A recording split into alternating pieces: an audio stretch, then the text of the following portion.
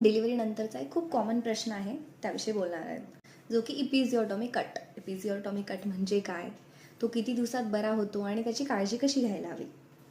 तर normal delivery दरम्यान कधी कधी वजायनल ओपनिंगजवळ एक छोटा सर्जिकल कट दिला जातो, त्यालाच इपिझिओटॉमी कट असे म्हणतात. आणि हा कट बेबी सेफली बाहेर यावा म्हणून दिला जातो. कट किती दिवसात बरा होतो?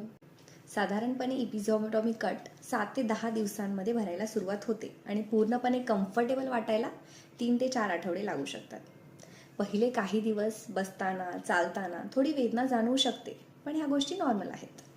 पण जर पेन वाढत असेल, त्या ठिकाणी सूज येत असेल, पस भरत असेल किंवा फीवर येत असेल, रिपीटेड फीवर स्पाइक्स, तर डॉक्टरांना दाखवा. क्लीनलीनेस कशी ठेवायची, तर टॉयलेट नंतर नेहमी तो भाग पुढून मागे स्वच्छ पाण्याने धुवा. जोरात पुसणे अवॉइड करा. सॉफ्ट कपड्याने हलकेच ड्राय करा. नंबर 2, बिटाडीन सोल्युशन किंवा डॉक्टरांनी जो काही सोल्युशन तुम्हाला प्रिस्क्राईब केलं असेल ते एक अँटीसेप्टिक सोल्युशन आहे, जे की दिवसातून 1 ते 2 वेळा वापरा. स्वतःहून कुठलेही केमिकल किंवा पावडर वापरू नका, इन्फेक्शनचे चान्सेस वाढतील.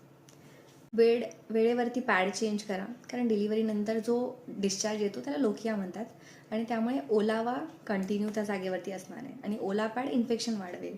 त्याच्यामध्ये वेळेवरती पॅड चेंज करणे हा पण एक महत्त्वाचा मुद्दा आहे. कपडे लूज कॉटन कपडे वापरा. टाईट कपडे टाळा.